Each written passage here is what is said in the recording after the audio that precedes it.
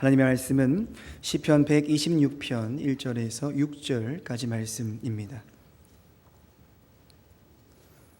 시편 126편 1절에서 6절까지 말씀 다 함께 교독하겠습니다.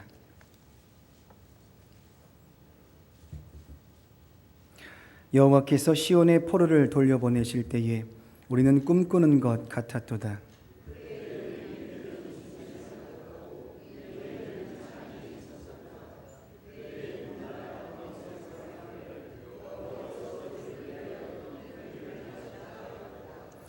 여호와께서 우리를 위하여 큰 일을 행하셨으니 우리는 기쁘도다.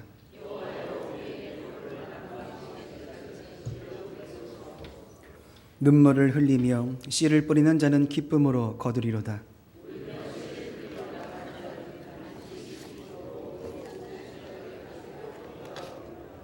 아멘. 할렐루야. 아멘. 주님의 평화가 여러분 각 가정 가운데 함께 하시기를 주님의 이름으로 축복합니다. 들녘의 곡식들이 처음에는 손바닥만 모종을 심었던 것 같은데 어느덧 시간이 지나서 훌쩍 자라게 되고 색깔도 변하게 되고 심지어 거기에서 뭔가를 얻어낼 수 있는 열매를 맺는 모습을 우리가 보게 됩니다.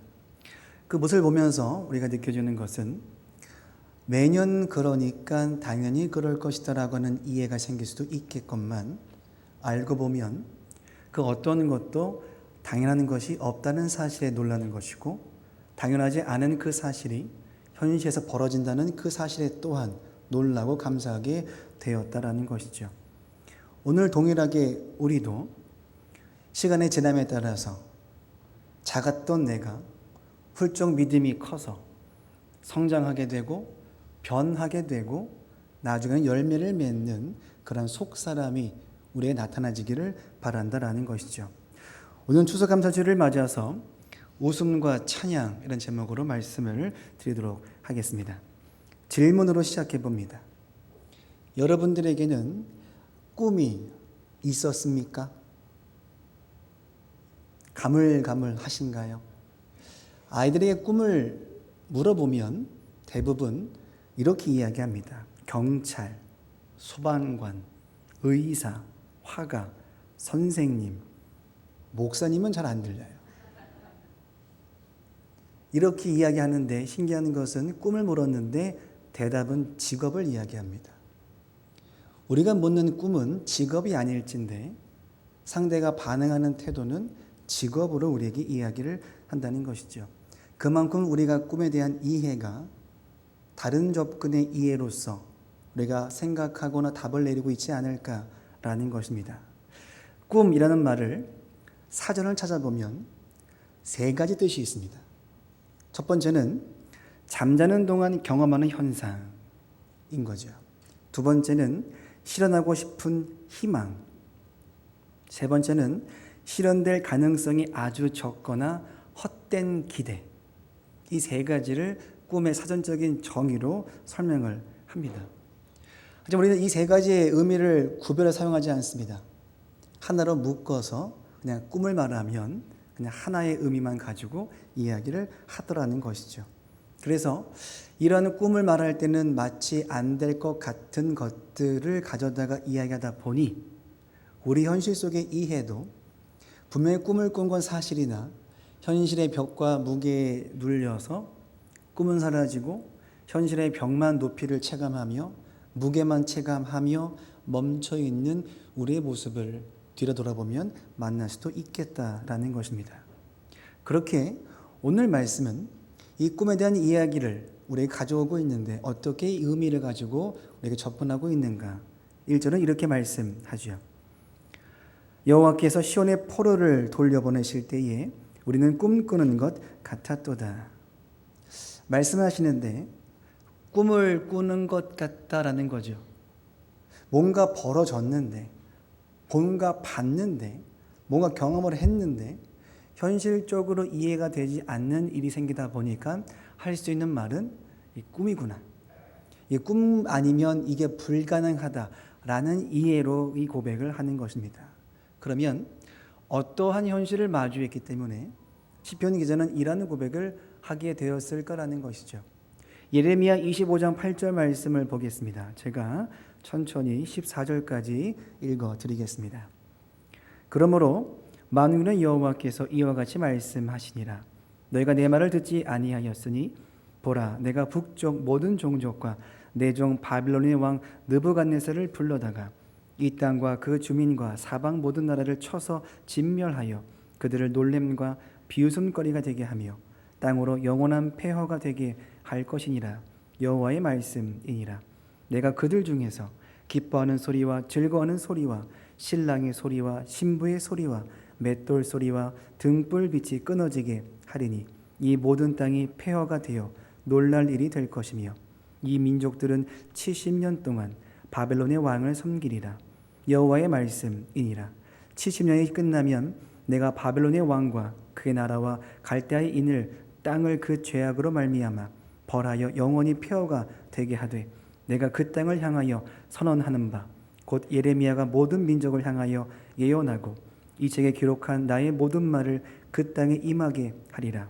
그리하여 여러 민족과 큰 왕들이 그들로 자기들을 섬기게 할 것이나 나는 그들의 행위와 그들의 손이 행한 대로 갚으리라. 예레미야는 주의 말씀을 듣고 유다 민족들에게 찾아가서 주의 말씀을 선포합니다. 그 기간이 23년이죠. 23년 동안 그들의 민족의 죄를 고발하고 돌아오기를 꿈꾸며 그들에게 말씀을 전했건만 그들은 변한 것이 아무것도 없이 23년 동안 완악한 마음을 계속 지속하더라는 것이죠. 23년 동안 같은 말을 합니다. 그건 들어도 될 것 같은데 변하지 않죠. 옆 사람을 보십시오. 자, 옆 사람 보십시오. 좌우 보십시오. 20년 동안 말하면 변할 것 같습니까? 23년 동안 같은 말을 했지만 변하지 않습니다. 근데 이 말씀에 또 다른 의미가 뭐가 있냐면 하나님은 심판을 계획하시고 그를 보내십니다. 근데 23년 동안 같은 말씀을 하시죠. 그러면 하나님의 심판이 23년 동안 미뤄진 겁니다. 심판의 말씀이 있는 건 사실이나 심판이 당장 벌어지지 않고 23년 동안 이루어지지 않았으니 하나님은 심판보다 은혜를 더하셔서 돌아오기를 기대하시며 계속 심판을 유보하셨다는 사실인 거죠. 심판의 말씀처럼 보이지만 은혜의 말씀이 이 안에 담겨져 있다는 것입니다. 그만큼 주의 말씀에 은혜가 있은데도 불구하고 그들은 예레미야 말씀이 임한 후에도 변하지 않고 예레미야를 보내기 전 이미 완악한 일들을 행했던 시절이 있던 터라 그를 보냈던 상황이었기에 23년 만의 삶이 아닌 이미 그 전부터 수십 년 동안 주의 말씀을 듣지 않고 죄를 짓는 일들을 반복했다는 사실 앞에 오늘 말씀을 보게 되는 것이죠. 그러다 보니까 하나님이 이제는 안 되겠다라고 하는 입장에 서셔서 방금 읽었던 말씀 9절은 이렇게 이야기합니다. 보라, 내가 북쪽 모든 종족과 내 종 바벨론의 왕 느부갓네살을 불러다가 이 땅과 그 주민과 사방 모든 나라를 쳐서 진멸하여 그들을 놀램과 비웃음거리가 되게 하며 땅으로 영원한 폐허가 되게 할 것이니라. 여호와의 말씀이니라. 이제는 듣지 않으니 이제는 심판하겠다고 말씀하셨고 심판의 주체가 누가 되냐 하면 바벨론이라고 하는 나라를 통해서 유다 민족을 침공케 하시고 유다 백성들을 포로로 잡혀가겠다라고 말씀을 하십니다. 다만 여기서 끝나지 않았다는 사실인 거죠. 나중에 70년이 지난 후에는 내가 바벨론의 악행을 기억하고 지켜봄으로 그들을 내가 쳐서 나중에는 그들을 없애게 한 후 너희들을 다시 이 땅으로 회복하게 도와주겠다라고 말씀도 덧붙여서 이야기를 하신다라는 것입니다. 그 장면 속에 70년 동안 포로 생활을 끝난 후 하나님의 도우심과 인도하심과 계획하심을 통해서 자유함을 얻어서 바사 왕이라고 하는 고레스 왕을 통해서 침공을 한 후 고레스 칙령을 받아 유다 민족이 고향 땅으로 돌려보냄 받는 포로 귀환의 상황 속에서 오늘 시편 기자가 고백을 하는 것이죠. 오늘 1절에 이렇게 말씀합니다. 여호와께서 시온의 포로를 돌려보내실 때에 우리는 꿈꾸는 것 같았도다. 70년 동안 포로 생활을 하다가 70년 만에 돌아오게 되는데 과정이 뭐냐 하면 당대의 가장 강력한 나라 바벨론 제국이 바사 제국을 통해서 멸망을 당하게 되더라는 것이죠.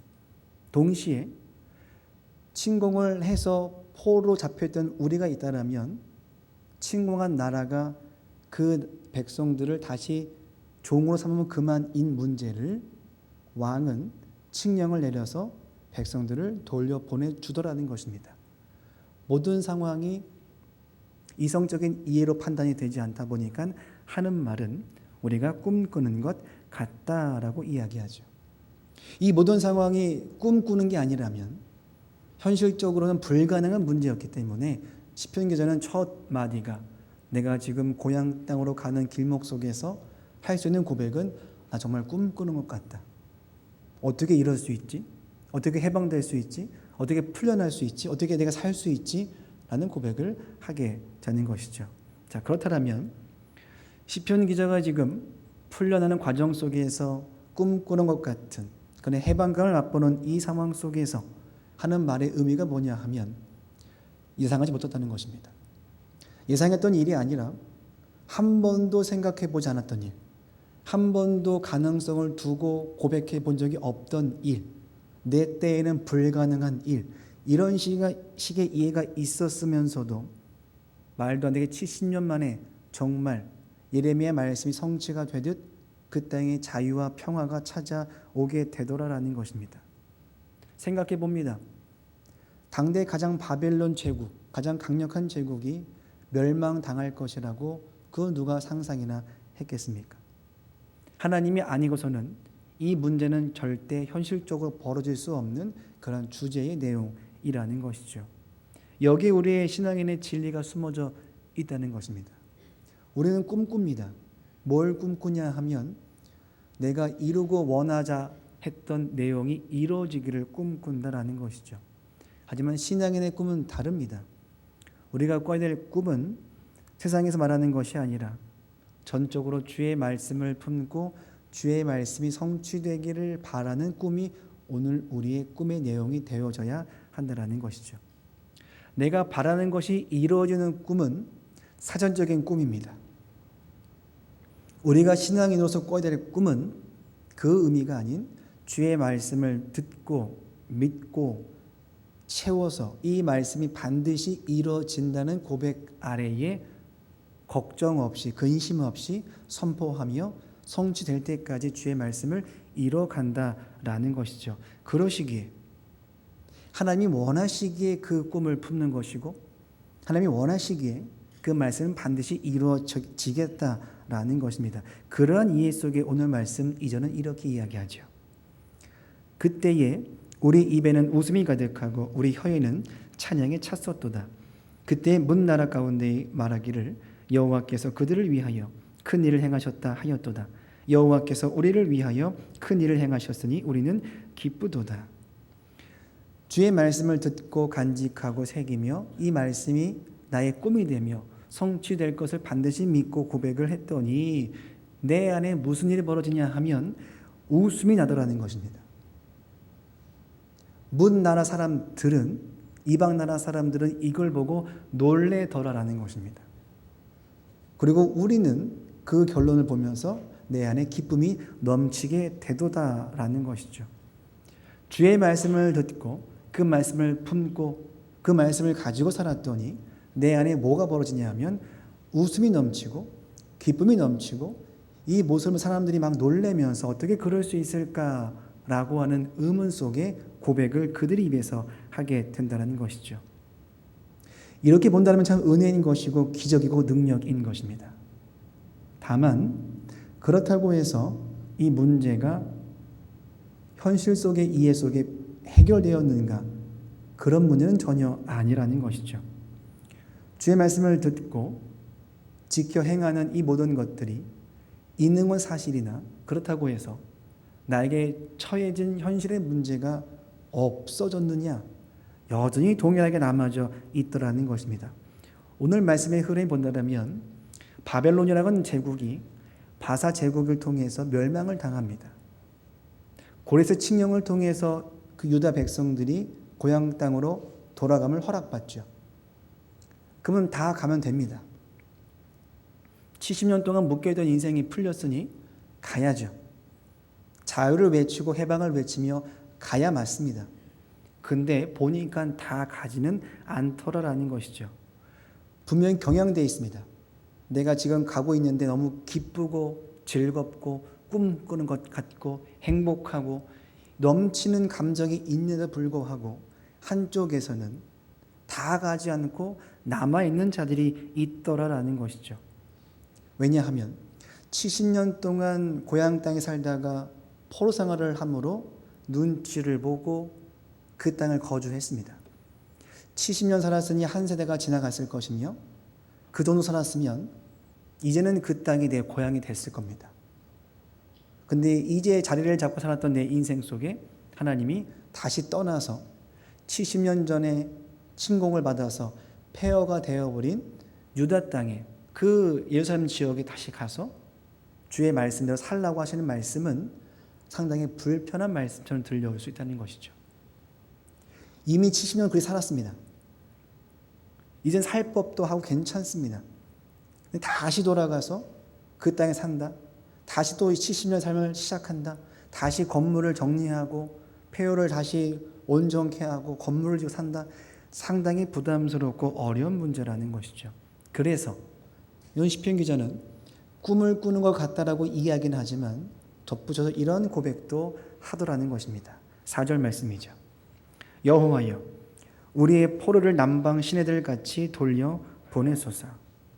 아직 돌아가려고 하지 않은 백성들이 있다 보니 그들이 빨리 고향 땅에 돌아오기를 바라며 기도를 하게 되는데 이런 비유를 통해서 기도를 하더라는 것입니다. 남방 시내들 같이.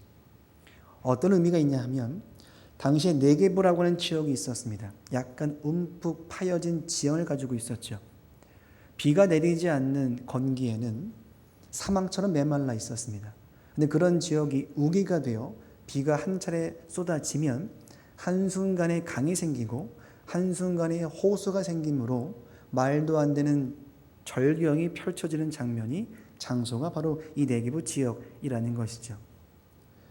건기에서 우기로 바뀌면 한순간에 시내가 생기듯 주님께 도와주시기만 한다면 지금 머물러 살았던 백성들이 꽉 차서 옮겨지듯이 남아있는 백성들 또한 함께 주의 땅으로 약속의 땅으로 갈 수 있으니 도와달라고 간구를 하더라는 것입니다.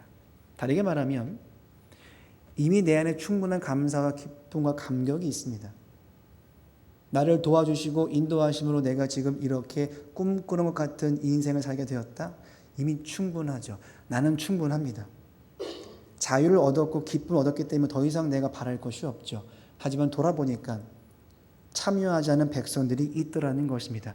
그러한 자들 놓고 기도하는 것이죠. 왜냐하면 주님이 지금 말씀하셨던 이유는 지금 약속의 땅이 아닌 포로 생활을 하면서 그 70년의 삶을 살았던 그 기간 동안 그 장소에 잘 살기를 바라는 것이 주의 뜻이 아니라 잠시 머물렀다가 다시 약속의 땅으로 오는 것이 하나님의 계획하심이고 꿈이었기 때문에 지금 이 기자는 이 중보 기도를 할 수밖에 없는 상황인 것이죠.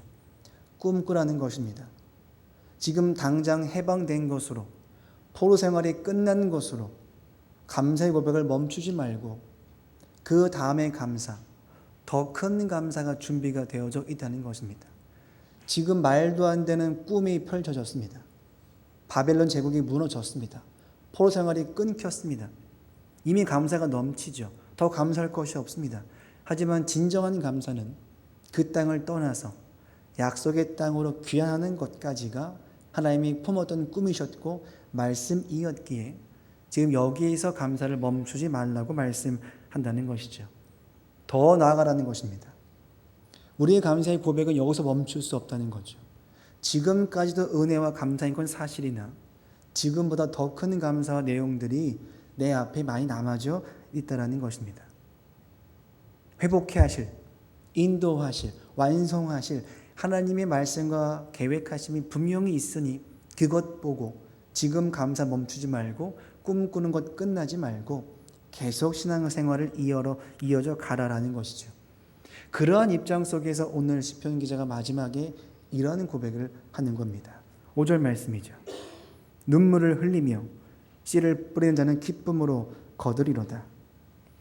하나님의 말씀이 이루어지기까지 포로 생활을 끝내는 것이 아닌 그 삶을 청산하고 약속의 땅에 오는 데까지 이르는 것이 주의 꿈인 것이고 말씀인 것이니 빨리 가자라고 하는 고백 속에 먼저 앞선 자가 고백하는 것은 오기 싫은 마음은 다 알지만 이미 감사가 넘치는 건 사실이지만 내가 그럼에도 눈물을 흘리며 씨를 뿌린다. 같이 가자라는 것입니다. 아직 우리가 품어야 될 주제가 있고 내용이 있고 말씀이 있고 완성해야 될 일들이 있는데 너희들이 가고자 하는 마음이 없더라도 나는 지금 씨를 뿌려서 함께 가기를 거두기를 기대하며 기도를 하더라는 것이죠. 반일을 해보신 분들은 아실 겁니다. 농부의 마음을. 농부가 씨를 뿌립니다. 씨를 뿌릴 때 나지 아니할까 고민하지 않습니다. 씨를 뿌리는 마음만큼은 열매를 거두겠다. 그 기대감을 가지고 기도하며 씨를 뿌린다는 것이죠. 물론 과정 속에 비가 많이 와서 혹은 너무 햇빛이 뜨거워서 문제가 생길 때가 있기는 합니다. 오늘 김장을 담굽니다.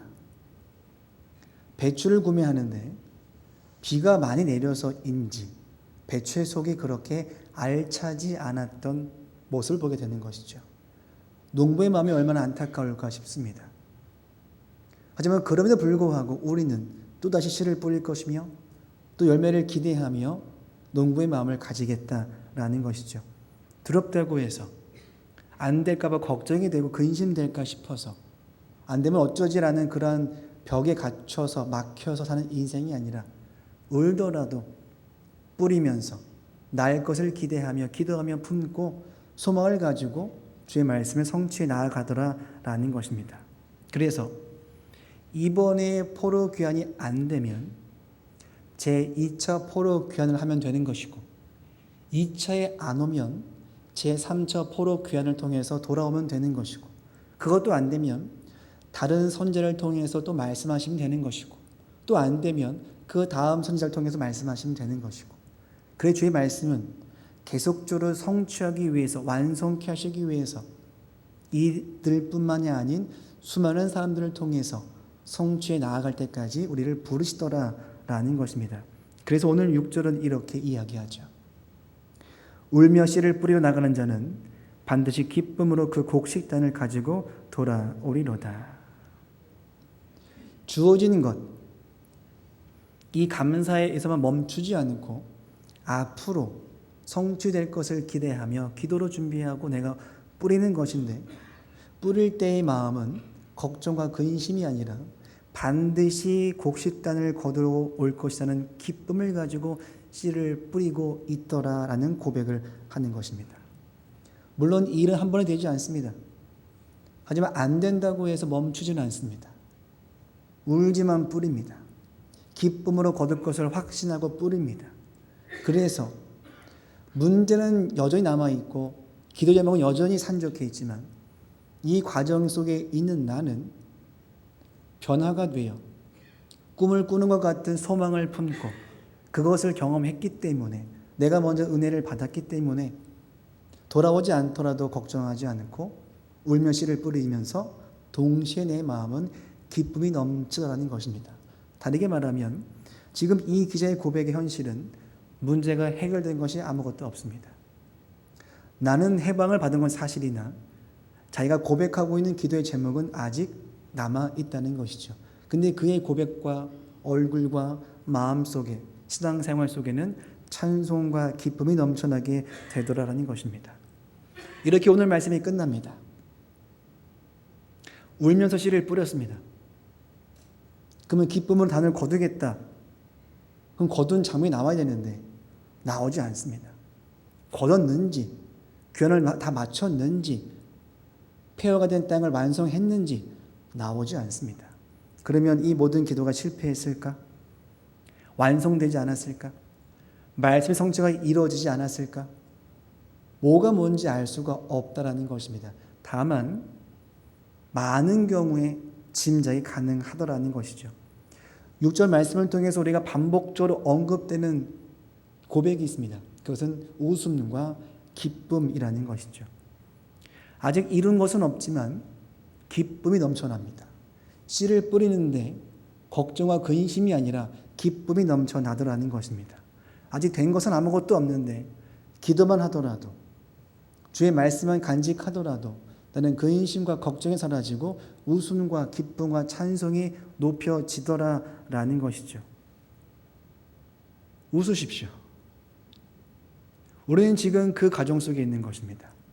아직은 성취되지 않았지만, 아직은 이루지 못했지만, 걱정과 근심의 일상이 아니라 소망과 꿈이 있기 때문에, 주님이 계시기 때문에 나의 일상과 나의 속마음과 나의 영혼은 기쁨으로 가득 찰 수밖에 없다라는 것이죠.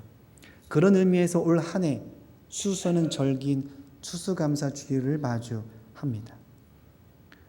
한 해 동안 허락하셨던 주의 인도하심과 은혜와 말씀들이 있을 줄로 합니다. 그 과정 속에 우리의 고백이 어떠했는가를 보는 것이죠. 추수감사주일이 되었으니 덮어놓고 감사, 이런 거 말고 1월 중반 즈음에, 설날에, 여름 휴가 즈음에, 단풍 떨어질 즈음에, 그 저녁에 그 사람과 만났을 때에, 교회 왔을 때, 밥 먹을 때에 순간순간 우리의 일상 가운데서 하나님 허락했던 은혜의 말씀들이 분명히 있었을 텐데 우리는 그 당시에 무슨 고백을 했으며 무슨 찬송을 했으며 무슨 말을 해왔었는가라는 것입니다. 불만과 불평이 중간중간 끼어져 있는지 아니면 그것이 아니라 감사와 은혜가 웃음과 기쁨이 그 안에 끼어져 있는지를 본다는 것이죠. 기억하시기 바랍니다. 지금까지 허락했던 주의 은혜들이 넘쳐납니다. 우리는 그것을 감사의 고백을 가지고 주 앞에 나왔다는 것이죠. 동시에 하나님이 이루고자 하셨던 일들이 아직 많이 남아져 있다는 것입니다. 우리는 그 사이에 있습니다. 그 사이에 있는 자들에게 주님 말씀하시는 것이 뭐냐 하면 웃음과 기쁨과 찬송이 가득하더라는 것입니다. 이미 받은 은혜가 넘쳤기에 동시에 앞으로 성취될 일이 많이 남아 있기에 하지만 그 성취될 말씀들이 내 안에 꿈으로 소망으로 말씀으로 새겨져 있기 때문에 이 사이에 있는 나는 감사와 기쁨과 찬송이 넘쳐나기에 다른 고백은 내 안에 찾아올 수가 없다라는 것이죠. 그런 웃음과 기쁨이 있는 자만이 주의 말씀의 소망을 듣고 보고 믿고 깨달아 알아서 간직할 수 있을 것이며 그런 인생들만이 문제가 사라지지 않더라도 어떤 벽을 마주하더라도 어떤 무게가 내게 짊어지더라도 상관없이 상황의 무게와는 판단 없이 주님 한 분만으로 감사와 기쁨의 고백을 드려 올려질 수 있다는 것입니다. 그러니 아직 남아있는 문제로 걱정하지 마십시오. 이미 허락하신 은혜와 기쁨들이 많습니다.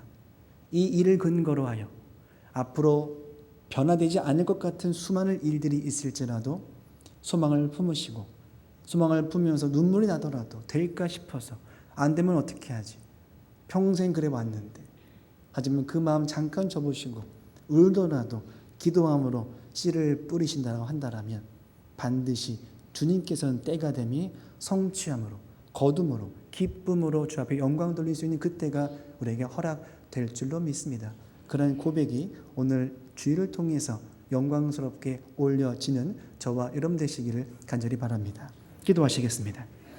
하나님 감사합니다. 분명히 화도 많이 냈는데 분명히 불만과 불평도 많았는데 심지어 남을 속이기도 했었는데 덮어놓고 이제 와서 은혜다라고 감사의 고백을 드리고 있습니다. 주님, 우리의 신앙의 감사의 고백이 은혜의 고백들이 헌금으로 정리되지 않고 내 안에 속사람이 변화됨으로 고백할 수 있도록 인도하여 주옵소서.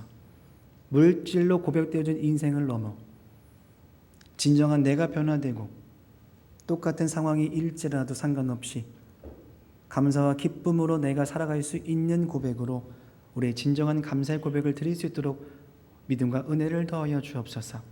하지만 힘들고 어렵더라도 포기하지 않도록 도와주시고 주 앞에 영광스럽게 그날 될 때까지 끝까지 나와 함께 하시는 주를 보게 하시고 붙잡게 하시며 말씀으로 채우 성령의 도우심으로 함께하여 주옵소서. 예수님의 이름으로 기도하옵나이다. 아멘. 다 같이 말씀을 기억하며 기도하시겠습니다.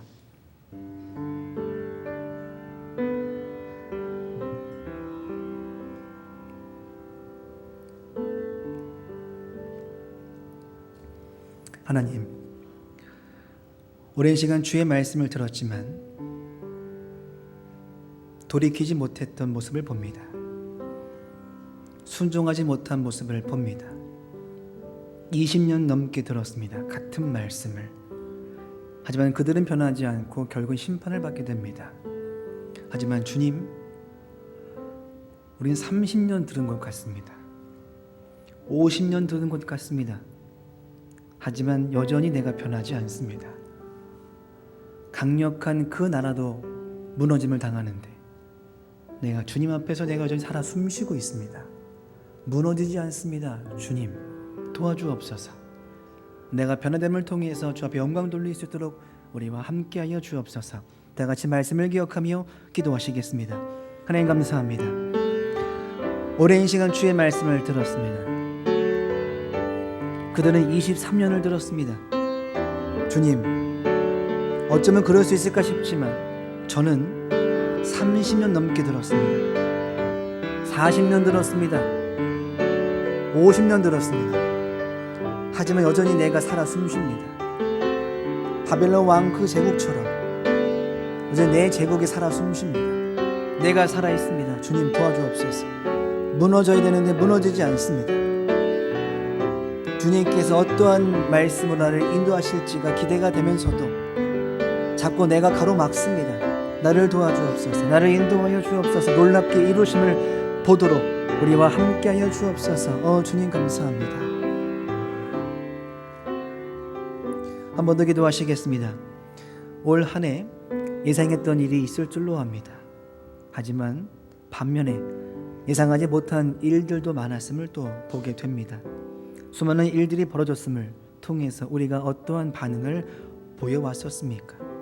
불만과 불평이었습니까? 원망과 상처뿐이었습니까? 아니면 주 앞에 은혜의 감사였습니까? 주님 앞에 어떠한 기도의 제목과 어떠한 삶의 태도를 보였는가를 알게 하여 주옵소서. 아직 이루어지지 못했던 일들, 여전히 나를 붙잡고 있던 수많은 일들 때문에 답답해하며 살았습니까? 아니면 그 과정 속에 기쁨과 소망을 가지고 기쁨으로 거둘 것을 믿고 씨를 뿌리며 살고 있었는가를 보게 하여 주옵소서. 모든 것 웃음과 기쁨으로 순종함으로 우리를 인도하여 주옵소서. 다 함께 말씀을 기억하며 기도하시겠습니다. 하나님 감사합니다. 예상했던 일이 있었습니다. 그 정도는 이해가 됐습니다. 하지만 예상하지 못했던 일들도 있었습니다. 그래서 더 힘듭니다. 예상했던 일만 가지고도 벅찬 나의 인생살이 속에서 예상하지 못했던 일이 터지면 너무 힘듭니다. 주님 도와주옵소서. 걱정과 근심이 가득합니다. 갑작스러운 문제라가 찾아오면 내 인생이 멈춰버릴 수밖에 없습니다. 주님, 내가 지금은 그 상태입니다. 갑작스러운 문제 때문에 내 인생이 멈춰져 있습니다. 주님께서 도와주옵소서. 주님께서 인도하여 주옵소서. 말씀의 소망을 품고 기쁨으로 거둘 때까지 기쁨과 웃음과 감사함으로 울더라도 웃어가며 기쁨으로 뿌릴 수 있도록 인도하여 주옵소서. 그 은혜를 더하여 주옵소서. 주님 감사합니다.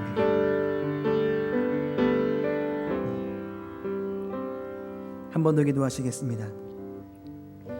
농부의 마음처럼 반드시 열매를 맺을 것을 믿고 씨를 뿌리게 하여 주옵소서. 두렵다고 해서 걱정된다고 해서 일을 미뤄두는 것이 아니라 실패하더라도 눈물을 머금고 부를 수 있도록 믿음을 더하여 주옵소서.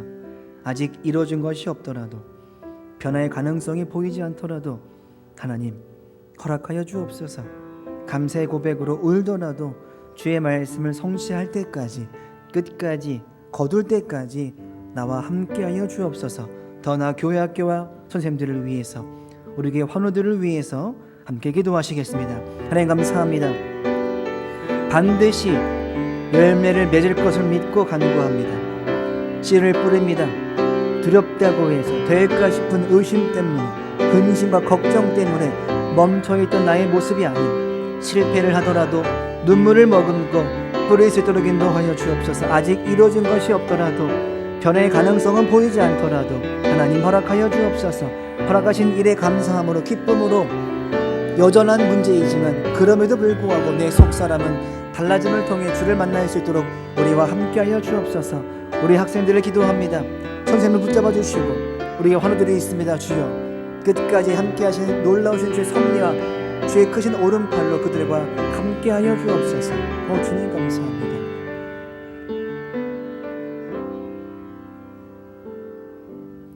하나님 감사합니다. 이제는 허락하심의 감사함을 넘어서 허락하실 것을 기대하고 품고 나아가오니 믿음의 소망을 갖도록 인도하여 주옵소서.